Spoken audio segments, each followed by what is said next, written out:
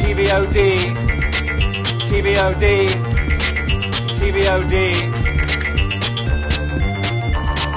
TVOD, TVOD, TVOD. I don't need a TV screen. I just stick the aerial into my skin and let the signal run through my veins. TVOD. I'll go when you get Thing that the American people my position. because it's behind you.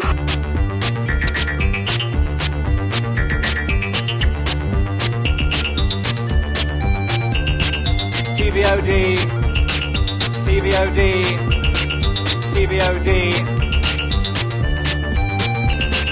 TVOD, TVOD, TVOD, TVOD. Well, right off the bat, this is pretty interesting. For one thing, my dad's deck is telling me that my mom is here, which is a little odd. If it weren't his deck specifically, then I wouldn't necessarily jump to that, but that's her card, and when he saw the Eight of Wands, that was what he thought, and that's his deck. Interesting. Also, we've got a ring that controls air, presumably. We'll read about it in a second, and a bird. So this is new. We haven't gotten ants before. And this, YouTube, if you age restrict this video because of this, I'm gonna laugh at you. And water and fire up the top. It's all pretty loaded. I don't remember what this thing is. Not that familiar with the runes. Let's get into it. But before we do, let me just clean off my lenses and give you a proper welcome. Welcome. This is Chicken Philosophy, as mentioned before, in silence or in music or whatever. It's an old-timey song. Aerial? What's an aerial? Well, kids, once upon a time. That's not what this video is about. But yeah, now TV is kind of like, TV? That's old-fashioned. What are you, grandpa with the TV on through dinner watching Fox News or whatever? No, it's all about YouTube now, but it's the same idea. If you're addicted to your phone and you're watching YouTube, you can relate with TVOD. Anyway, Theresa is the one up at the top, or Gateway. Ooh, I love gateways. Says here, giant, demon, a thorn, the Norse god Thor. Try to move through this quickly, no need to spend all day on the cards. Eight of Wands. Having sped through open country, these 8 wands are about to come to rest, their energy spent. Did I say something about Carl? So what we're doing, for those who are new, we're doing a reading for the reading. We're about to read some Carl Jung's Black Books, but before we do, we're doing a divination to see what we're going to read, and then afterward, Editor Edward, say hi, Editor Edward. That's Editor Edward. He's me later or tomorrow or something. When are you, Editor? Like 21 hours later? Cool. All right, anyway, so he's going to tell us after the reading if there was any connection, because he'll have had some time to think about it and all that. Okay. Divinatory meeting. Great haste, great hope, too rapid advancement. That which is on the move, hasty communication, messages, letters of love. Approach to a goal, journey by air. I think I've been calling this deck the new ritual, the new Golden Dawn Ritual Tarot deck for my whole life, but apparently they've rebranded. It's just the Golden Dawn Ritual Tarot deck. It was new in, 1979 or whenever it came out. Now, I could be wrong, but I feel like he's come up recently before. The Fire of Water, King of the Undines and Nymphs. King of Cups represents the Yod fire force in the name of the suit of elemental water. He is therefore the most active and aggressive of the royal water cards. Like a sudden rainstorm or flash flood, he is swift but not enduring. Yeah, that sounds familiar. I think we got that last time here on, you saw me point earlier, the BT's Carl Jung Tarot episodes. Not to be confused with any Carl Jung Tarot. It's Carl Jung and Tarot in a particular way. You get it, right? So that's repeating. We'll assume it's important or significant or something silly. The moon on the Celtic tarot, skipping the whole description, just the divinatory meaning, it shows danger and deception to the querent, that's the presumably Carl in this case, from outside forces. Hidden enemies or false friends pose a threat to the querent. The intuitive nature is more apparent. A time when uncanny or strange dreams occur. A sense of déjà vu exists around the querent. Fateful meetings of a sexual nature also occur, and odd experiences generally. Well, I'm looking forward to today's reading, that's for sure. The ant. Duty, loyalty, industry. Sounds like Carl. The tug-of-war between intuitive, weird sexual experiences and duty and being an ant. Efforts together work as one. Patience and love, accomplishments done. Contentment and trust, yours to provide. Consistency and commitment, others will comply. Well, for his magical item, the Ring of Elemental Command, Air. Legendary, requires attunement. Well, we'll assume Carl has attunement. This ring is linked to one of the 4 elemental planes. I might have guessed that one. Air, let me guess. The DM chooses or randomly determines the linked plane. Wait, what? What? Okay, I guess I don't know D&D well enough to know what the linked elemental planes. While wearing this ring, you have advantage on attack rolls against elementals from the linked plane. All right, well, I'm going to assume it's air since it's an air ring. Why would air be linked to something other than air? I don't know. But what's this bird about? The rock. Let's put a... gargantuan, monstrously unaligned. So he's very big and unaligned, so maybe he could get him on his side. The rock has advantage on wisdom or perception checks that rely on sight. The rock makes 2 attacks, one with its beak, one with its talons. And, alright, well, anyway, we'll see how Carl Jung does against all these formidable foes. And now, without any further ado, let's get to today's reading, shall we? Oh, wait, that's the wrong podcast. Don't need that music. Esoteric Nerd Podcast. That's my natural habitat, so to speak. June 1st, 1916. Well, my soul, what say the gods? Are you talking to your mother, or are you remerging your mother with the evil serpent and resurrecting this character called your soul? I don't know. Let's just read and find out how it goes. It was indicated that I looked like a devil. I want to see clearly. Speak. Carl, have a little respect in talking to me. Quote, the gods give in. You have broken the compulsion. Therefore you look like the devil as he got around the edicts of the gods. He is a rebel against the eternal law, to which, thanks to the devil, there are also exceptions. Thus one does not necessarily have to. The devil is helpful in this respect. He helps you to come to yourself. Didn't know he had that skill. You think that this is a detour. The detour via the gods is necessary, since they are and need to be taken into consideration. Otherwise, you will fall prey to their law. At least you should sacrifice to the gods. Bracket parentheses, end quote, end bracket parentheses. Nice catch, Sony. I like how there's a dreamlike quality. It's sort of like how, the Edward among the faces in front of the bookshelf, not obviously Editor Edward, who we just learned was the true one who is all of us Pymander Aquarian, of which our buddy Pymander over there at the bookshelf is but the most recent face. If you have no idea what I'm talking about, stop watching this right now and watch Pymander 1000. Then come back. Anyway, yeah, there's like sometimes things will be established then just unwritten. They'll just disappear, sort of like a poorly written canon of a Star Wars or whatever, not picking on them specifically, you know what I mean. So his soul, he commanded his soul to divide into the mother and the serpent. Now he's just talking to his soul and everything's just like old times. Did he? I don't know. Something. Oh, that's the end of that entry. All right, cool. And then 5 days later on 6/6/16. Anybody seen The Omen?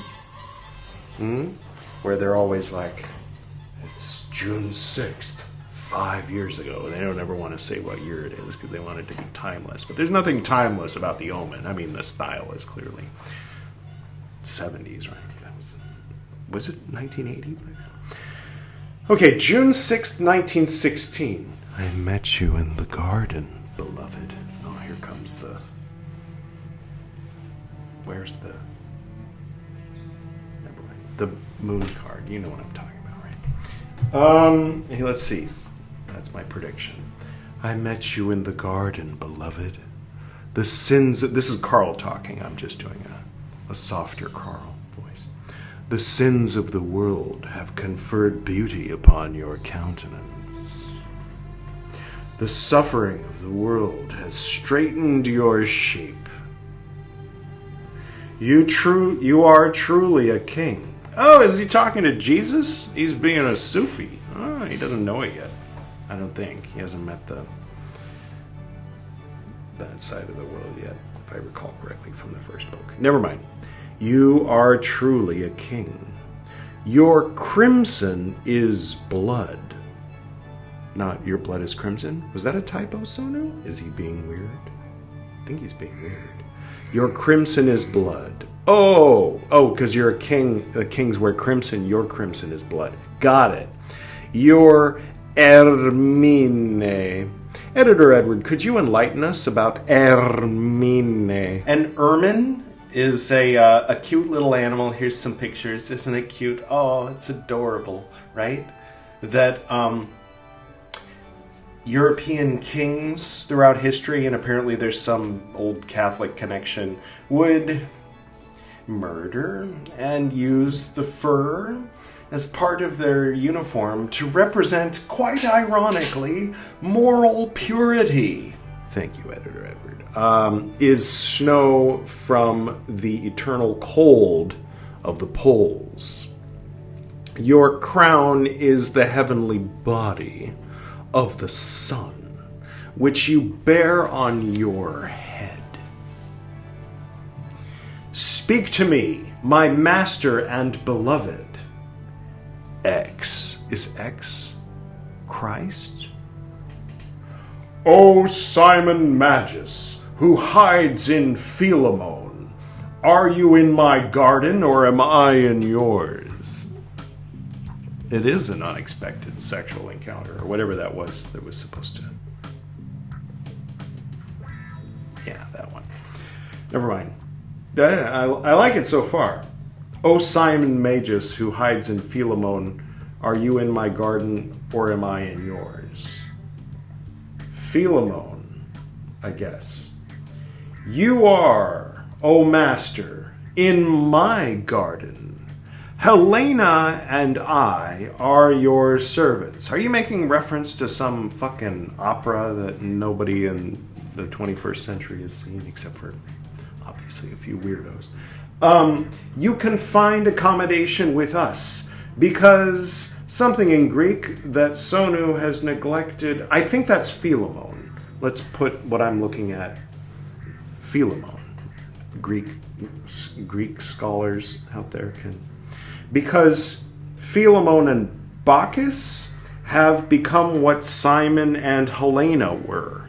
I'm not getting these references. Simon, I barely know who that is. Bacchus, I know he drinks a lot. Philemon, we all know from Carl, but I think Philemon was a pre-established character before Carl got a hold of him, if I'm not mistaken. And Helena, she was the one they fought over for Troy, the Battle of Troy, or the war, whatever, Trojan War. There it is. Is that right? We are the hosts of the gods, with a capital G, by the way. It's always capital with Carl. He doesn't do the whole lowercase g when it's plural thing. We, at least Sonu doesn't, we granted hospitality to the terrible worm. And since you came forward, we took you in. It is our garden that surrounds you. X. Is this a conversation between Jesus and Philemon? I'm so confused. X. Am I not the master? Is this garden not mine? Oh yeah, it's Jesus. It's totally Jesus' attitude, right? In the book of Revelation, when he's all fiery and sword-mouthy. Is not the world of the heavens and of the spirits my own? Spoiled child nepotism Jesus. You don't get to see him very often, but presumably he's there somewhere. In Carl. Philemon, you are, O Master, here in the world of men. Men have changed. Oh, yeah, and everything in Western Europe doesn't belong to Jesus anymore, and Eastern Europe, if I'm being honest. In 1916. Oh, it really is 6616, isn't it? Okay, I'm here for it. Let's go. They are no longer the servants and no longer the swindlers of the gods, but they grant hospitality to the gods. Your brother came before you, O Master, the terrible worm whom you dismissed when he gave you clever counsel on the mountain, cross out on the mountain, in the desert with a tempting voice. Let me get this straight. Carl, just everybody else just ignore me for a second. I'm talking directly to Carl Jung here. Carl, is your spoiled nepotism Jesus' brother Leto II from God Emperor of Dune and Children of Dune, obviously, and his memory is in Heretics and Chapter House, of course. There are no other books. Those don't count. Stop counting. No, I mean, they're all right. I mean, sort of fan fiction, we'll call it. Where were we? You took the counsel, but dismissed the worm. He found a place with us. But where he is, you will be also, since he is your immortal brother. Not quite immortal, he just had to blow up a bridge and he fell into the river and turned into a sand trout. Unless it's a different one. Maybe it's a different one. When I was Simon, I sought to escape him with the ploy of magic, and thus I escaped you. Now that I give the worm a place in my garden, you come to me.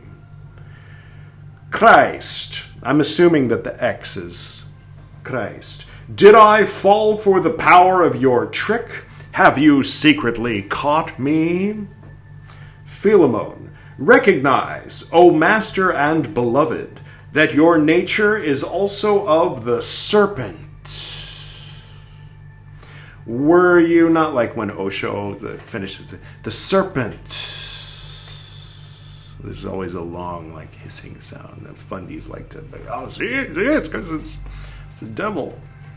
Hissing like a serpent. Never mind about Osho. Should we read Osho on chicken philosophy? Maybe in a few years. Were you not raised on the tree like the serpent of Moses? Remember that? Good times. The brazen serpent. Have you laid aside your body like the serpent its skin? Did you not go to hell before your ascent? Yes, he did. If you ask the Gospel of Nicodemus, we'll get there. It's in Nag Hammadi. Such a good depiction of that. What's normally, I don't think it's even made reference to. Maybe it's in Acts or something. I never read those post-gospel things. But yeah, Jesus going down to hell before he came back and did the surprise, Easter Bunny thing. And did you not see your brother there, who was shut away in the abyss? Is the abyss the Garden of Philemon? Is hell the abyss? These are questions which I'm vaguely curious about what the fuck's going on in Carl's mind. They're not as, heavy as when I'm trying to interpret, sutras or something, but I'm just like, Carl, what you doing? What you doing, Carl? Like interpreting dreams or something. Christ, it is true, but they're Carl's dreams, and Carl is Carl, the great Carl of planet Earth, It is true, this is Jesus. It is true, you are not lying. Even so, do you know what I bring you? Philemon, this I know not. I know only one thing, that whoever hosts the worm also needs his brother. But where's his brother? It's a good movie, Prestige. What do you bring me, my beautiful guest? The worm brought me ugliness. Do you bring me beauty? Christ, I bring you the beauty of suffering. That is what is needed by whoever hosts the worm. All right. Let's see here. We got a bird that might eat that worm down there. No? I don't know. It's too early for me to try to interpret. June 18th, 1916. I, cross out I, you subterranean. How long does your rule last? What do you need? I know very well that you want me.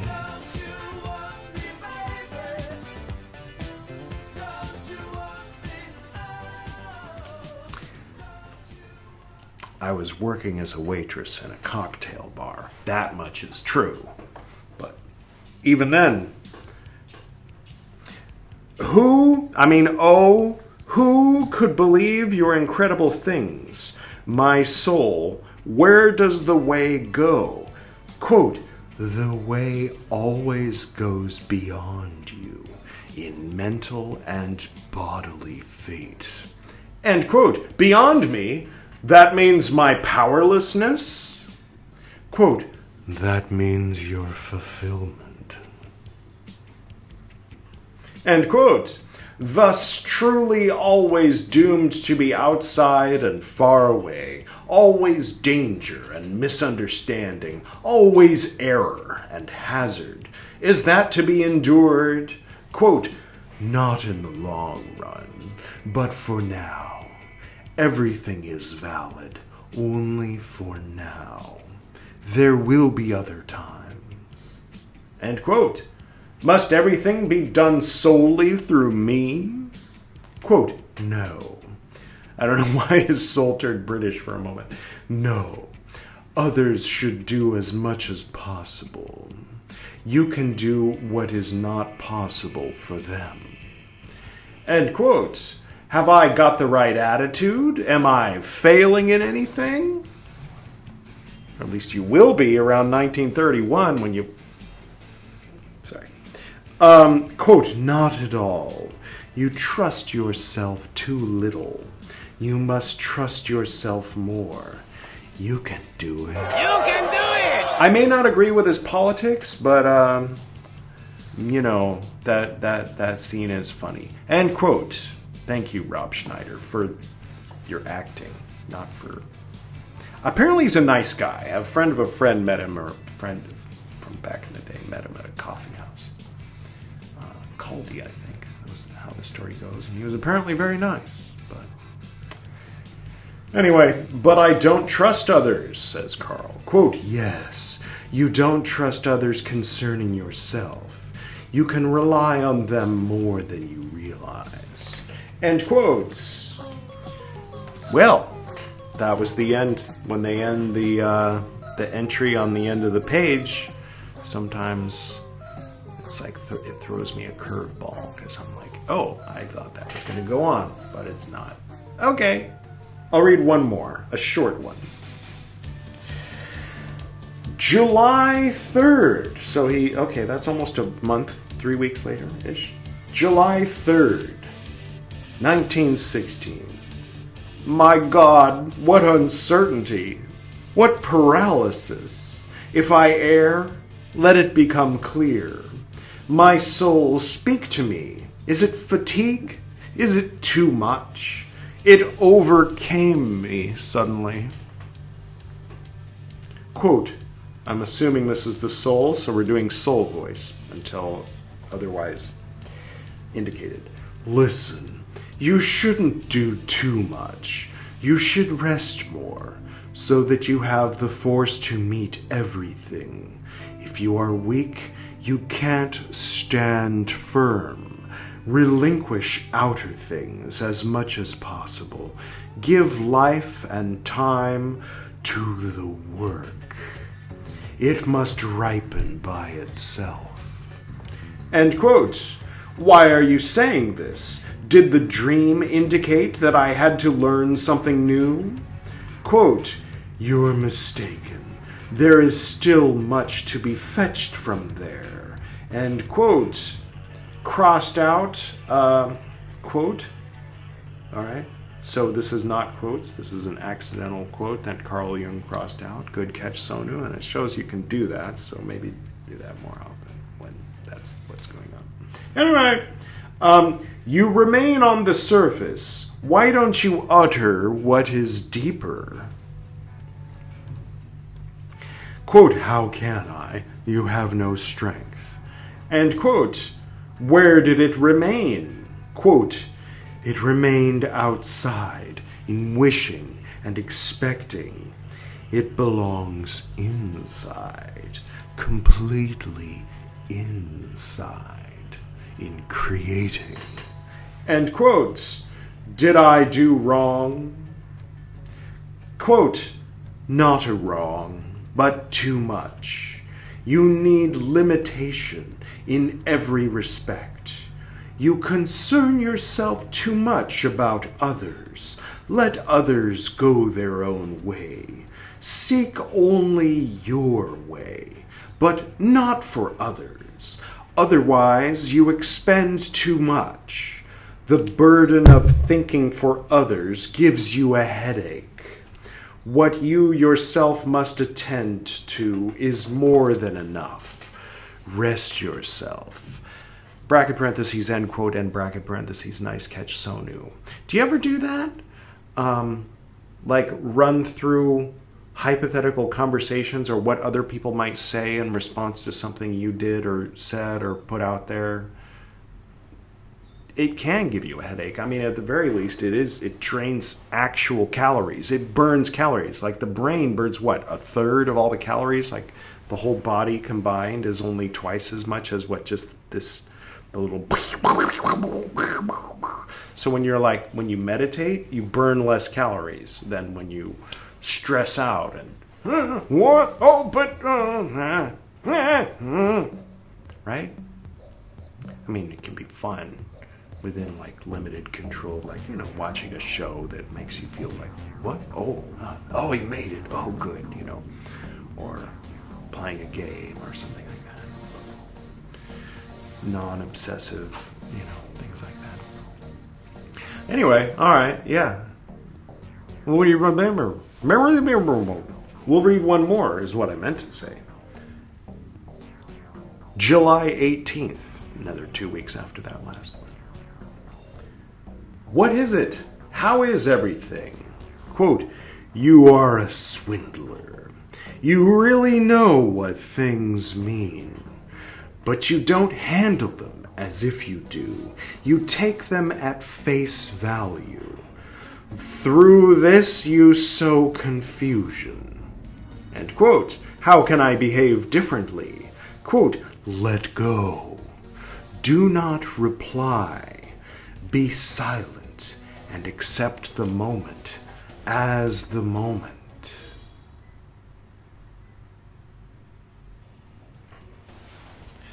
Right? End quote. But this too men will not want. You're thinking too much of what other people want, Carl. Take a. Never mind. Learn from chicken philosophy. That's what I'm saying. Quote, put aside the wants of others, right? Act on yours. You adapt enough to others. Yeah. End quote. Why do I feel so bad? Quote, because something bad still remains in you, namely the thirst for revenge and malice, anger at the stupidity of the men who call themselves your friends. End quote.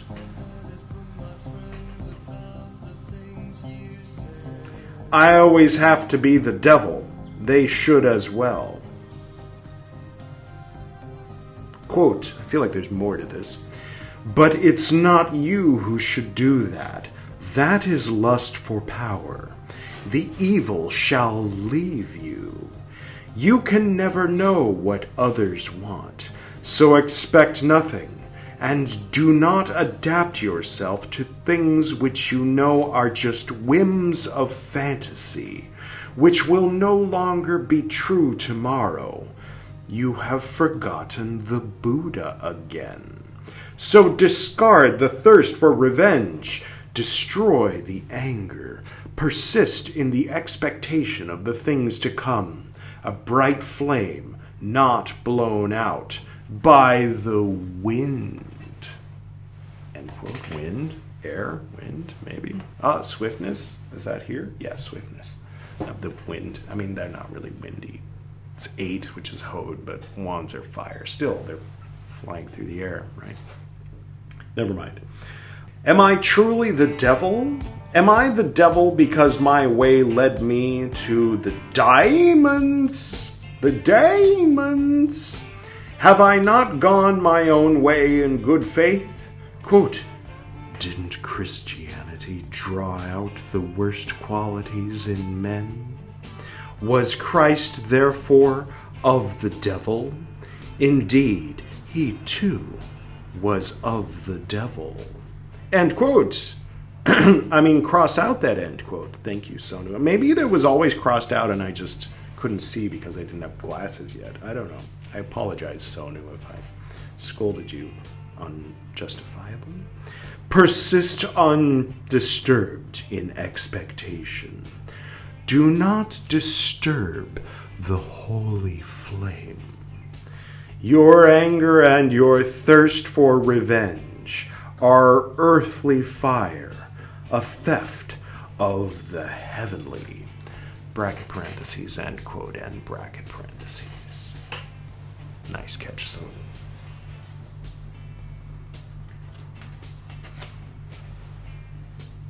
And that is where we're going to close today. Today was pretty wild. Holy. Let's bring back the 7 stuffs, the 7 things. And, hey, Editor Edward.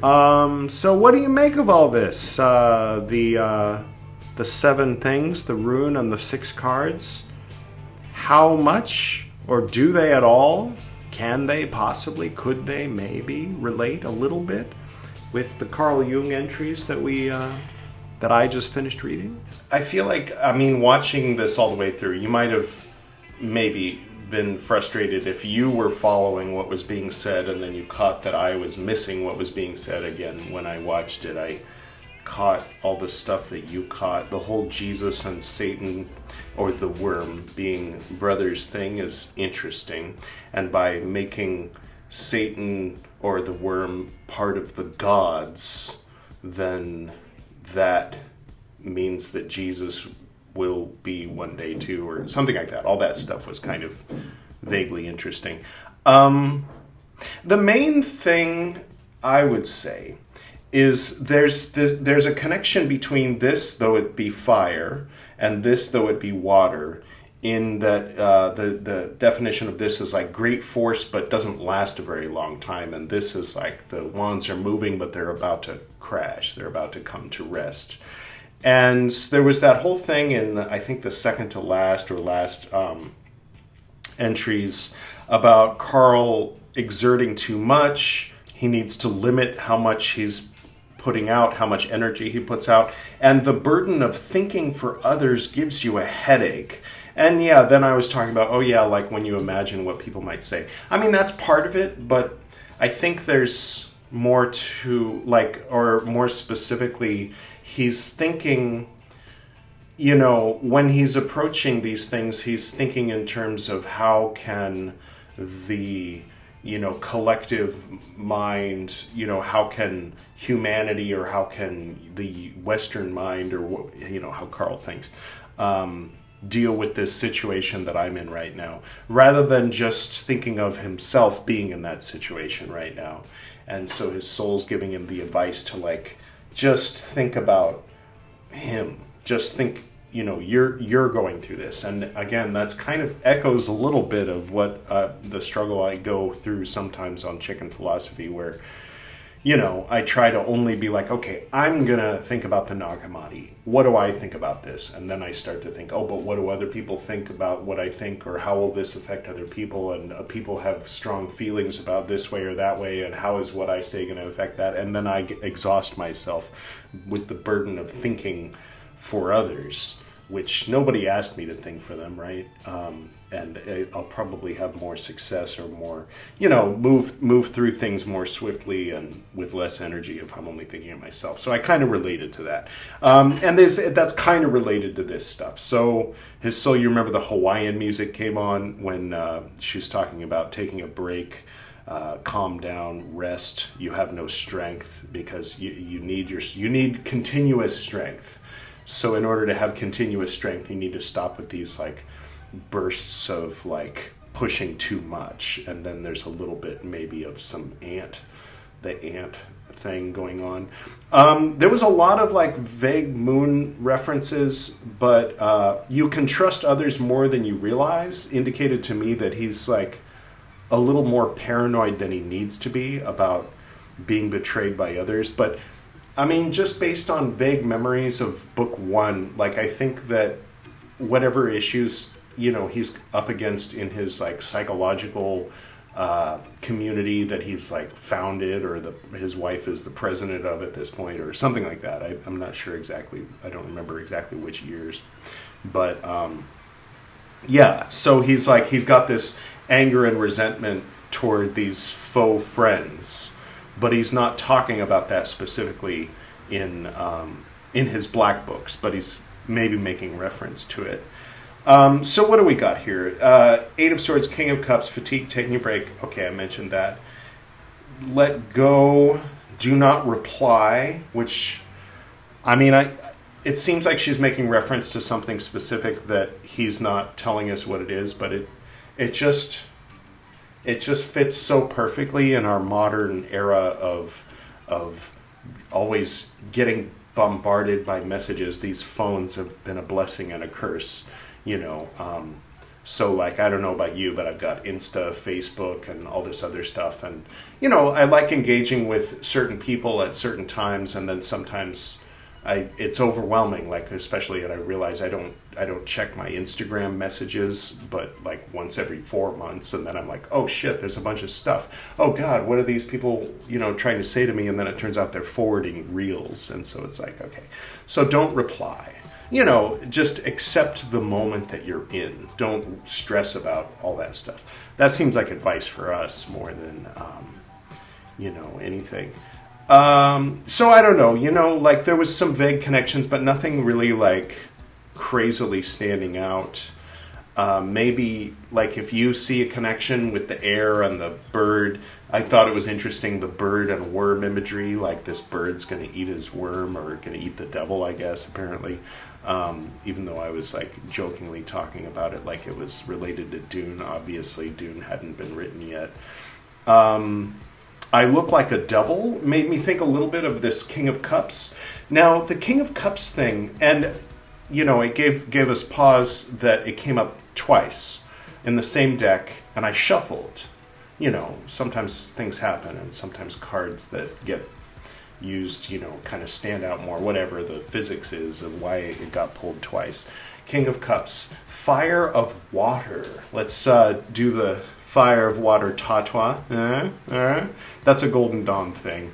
I don't know if it's actually, they claim it's related to Jainism, but I haven't found it in Jainism, but we'll just call it a Golden Dawn thing. Like Carl Jung's interpretation of Kundalini can be a Carl Jung interpretation of Kundalini. This is Golden Dawn interpretation of Jainism, apparently, but where are the tattvas in Jainism? I don't know. Comment below if you have some insight into that. But the point is, back in the day, I had a dream years ago, decades ago, that had to do with jet skiing. Those who've longtime viewers know that I have a history with Kawasaki 550 jet skiing. None of this Sea-Doo Bombardier Wave Runner shit. Those aren't jet skis. It's illegal to call them jet skis. Anyway, the point is, fire of water dominating the water. Of course, it's obnoxious, these guys with their jet skis and burning fossil fuels and stuff like that. But in the dream, it just was a simple matter of not drowning. Not only not drowning, not only knowing how to swim. I do know how to swim. It's a good idea to know how to swim if you're going to go out on a jet ski, right? But the point is, mastery over the water, being able to just maneuver, jump over waves rather than being overwhelmed by them. In the dream and after the dream, I just had this strong, imagery of jet skiing as fire of water spirits, or the, which kind of relates to the yod of water here with the King of Cups. I don't have complete thoughts, so I'm sharing my incomplete thoughts because he's come up twice, so I thought I'd do that. It's interesting. Yod of water, most active and aggressive water, like a sudden rainstorm, but over quickly. You run out of petrol eventually, as the rest of the world says. You Americans call it gas. The whole world looks at you like, why the fuck do you call it gas? You say, well, gasoline. You go, oh. But gas is something else. Yeah, we know. Sometimes words have two meanings, but that's one of the cases where for us it has two meanings and for y'all it doesn't. And they're like, all right, whatever. But anyway, if you were wondering, I know you're not. Okay. So fire of water. He's exhausting himself. Obviously, this seems like a nice symbol for Jung, that he wants to be the dominator of emotions. He wants to be the master of the subconscious. He wants to help you by knowing a little bit of Carl Jung, knowing a few quotes and memes, to feel like you have, the shadow work. Yeah, shadow work. I just know the vague definition of the shadow work and say the phrase shadow work, and therefore you have some kind of authority over the untangible aspects of being a human being, right? So maybe, kind of. Or it could just be another way of coping, or putting the shadow in the closet is just that kind of thing. I don't know. I'm just talking shit. But the point is, King of Cups, more and more, especially after pulling it twice, strikes me as a Jungian thing. I look like a devil. It seemed to relate to that. Anything else? What do I got here? Did I go through all my notes? Jesus and Philemon, beauty through suffering. That whole, I bring beauty through suffering thing. When you got the worm in your garden, you need beauty through suffering, or you need the beauty of suffering. Maybe, I don't know. The whole suffering thing in Christianity is kind of the breathless sigh of my suffering in the Golden Dawn Eucharist always struck others, and then I had to process it as a problem, maybe something not necessary. But suffering is a thing that one has to deal with one way or the other. Buddhism deals with it one way, Jesus another. But it's a sort of a universal human experience and conundrum, right? If not the universal conundrum. Okay. You give yourself a headache by thinking, but with the burden of thinking for others. I already mentioned that. That's about it. That's about it for today. Well, that was all very interesting, I assume. Editor Edwards in my future, if that wasn't obvious. All right. Well, thank you. Thank you, Editor Edward. Thank you for watching this far, all the way almost to the end. That's fantastic. Please take a moment and click like and subscribe to the channel if you haven't already. And sweet. So yesterday we did Shingon Part 8, which, you know, like, it can be watched without watching Shingons 1 through 7. This is on Buddhist Books Podcast, our sister channel. So there's that. And then also the day before yesterday, there was like some stuff going on, and so I didn't really have the time or energy to focus on making a full video. So instead I just sort of, like, with my left hand while I was doing other things, put together one of those videos where you see the the thumbnail, the right side thumbnail, and the chicken wheel, and the chicken wheel's turning, and the right side thumbnail changes as the chicken wheel turns, running from blue and black, which is to say Edward reading Carl Jung, all the way to yellow and green, which is to say me reading Meccan Revelation. The whole cycle of 15 in, I think, about 2 minutes, or maybe it's over 3 minutes. I don't remember how long it is, but it's fun. It's amusing. So if you would like to spend the next, I don't know, 50 some odd minutes watching this face with a slightly different vibe, slightly different energy, reading some Shingon Buddhist stuff to you, then click the link up here. And if you would like to just dedicate 3 minutes to a quick review of the most recent cycle, it's called the Summer of 2515, which makes sense if you're familiar with chicken philosophy, because it's the 15, the cycle of 15, the color wheel 15 of basically summer of 2025. So that's what's going on. I hope that you enjoyed today's Carl Jung Tarot episode of Chicken Philosophy. And next time, it's going to be Edward reading Nag Hammadi. So that should be fun, I assume. Until then. TVOD. TVOD. TVOD. TVOD. TVOD. TVOD. TVOD. TVOD. TVOD. I don't need a TV screen. I just stick the aerial into my skin.